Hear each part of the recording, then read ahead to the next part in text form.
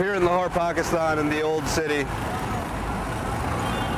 I'm here visiting family. It's been about 3 years since I was in the country, and in that time, the country has gone through insane amounts of change. It's really full of deep contradictions. On the one hand, you've got this progressive set of the population. They're organizing fashion weeks, and they're partying, and you've got this liberal media explosion happening in this country.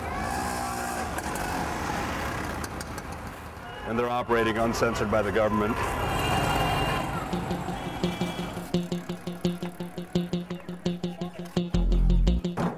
On the other side, you've got the Taliban. They've been infiltrating the entire country, attacking police stations and government buildings in a recent wave of violence. It's now escalated into a full-fledged battle with the Pakistani army fighting the Taliban in the tribal areas near the Afghan border. We traveled to this area 3 years ago when we wanted to visit a massive illegal arms market believed to be a source of weapons for the Taliban. It's been called the most dangerous place in the world and is now basically closed to outsiders and journalists. So I asked my mom to call our buddy. He was the chief secretary of the Northwest Frontier Province of Pakistan. With his help, we got our own private militia, and they made sure we wouldn't get kidnapped or killed. If everybody come to my side, I will definitely kill him. Naim, who's our host, is part of the Afridi tribe.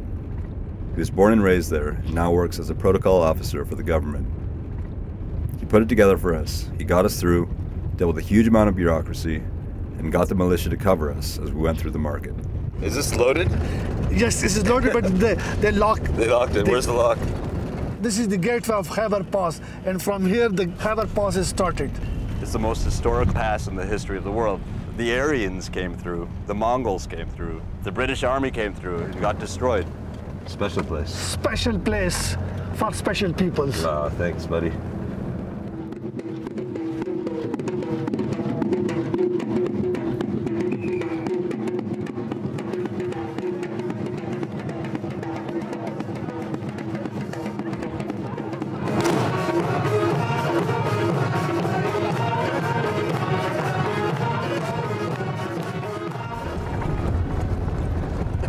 This is the house of Mr. Ayyub Afridi. He was in jail on the narcotics offense in USA. Now he is acquitted and now he is living here freely.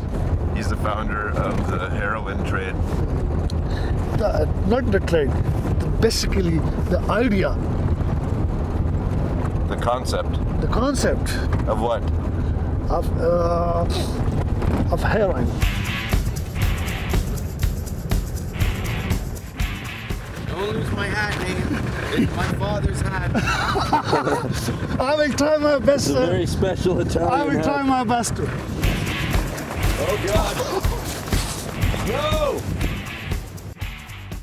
No! After Khyber, we went into Dara. That's where the arms market is. So when you were explaining to the officials what we wanted to do, Yeah. the old man started laughing when you said we wanted to shoot guns and maybe buy some guns. Yeah. I think he liked that idea. He liked that idea. He was laughed. Yeah, he was laughed. He was laughed. Yeah.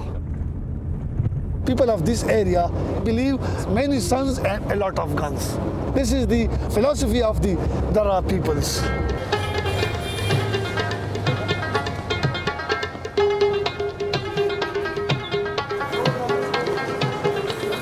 This is definitely the largest illegal arms market in the world.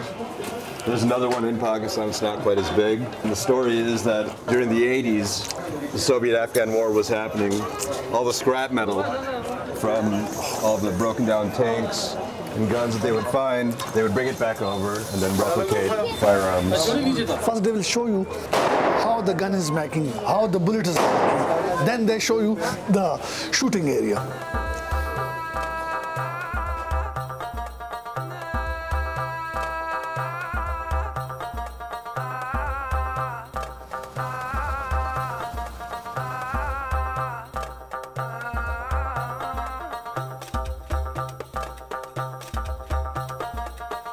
So in the whole town, they make 1,000 guns a day here.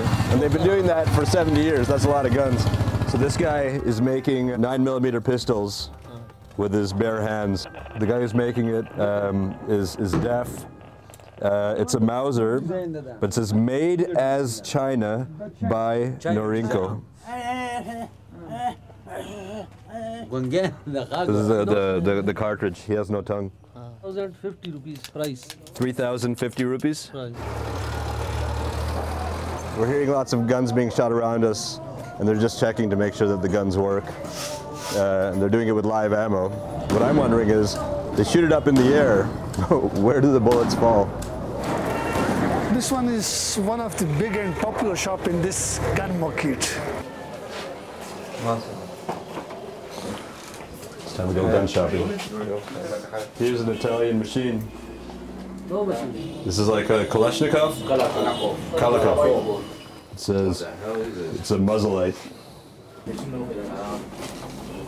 I think you could do some damage with this.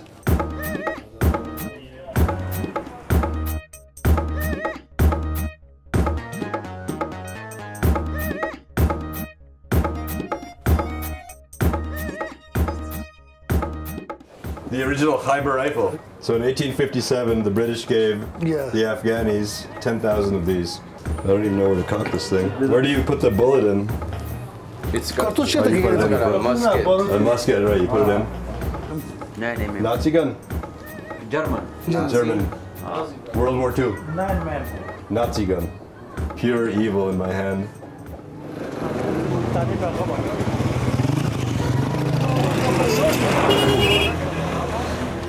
Sosh, now we will go into the shooting area. Yes, let's go. Bullet. So, yeah. So we were wondering where they fall, and they don't fall far from us. I'm gonna keep it. Okay, yes, keep it. You gotta be kidding. This is the shooting area? We just had lunch downstairs. Yes. All right, let's do this. I'm shooting the enemies in the hills. I've never done this before. It's a Kalashnikov, and I'm kind of nervous. I see my target. I got him. Yeah.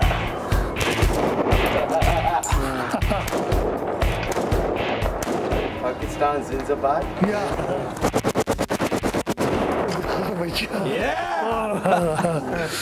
America thought that by sending in troops to Afghanistan and the Pakistani army into the tribal areas, they'd be able to squash the Taliban uprising. They were wrong. The people we saw live in caves. They work in insane conditions, they have no tongues, and they make guns with their bare hands. We're done. We succeeded in our mission. We came to Dara and we bought guns. We shot them. We saw how it all happens. If you come here, you got to make sure you look the part, and you got to have a guy like Naim to make it all happen. Shukriya. And one last thing, Goodbye to the Pakistan Zindabad.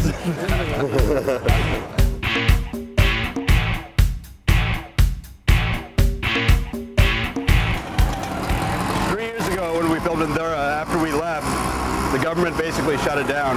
They shut it down to outsiders and journalists because the Pakistani army was in there fighting the Taliban. And right now, between the Pakistani army and the US troops on the border, the Taliban inside the tribal areas, it's essentially a powder keg that's ready to blow. A military expert that we know, he described the situation as the wickedest problem you could possibly imagine. ठीक है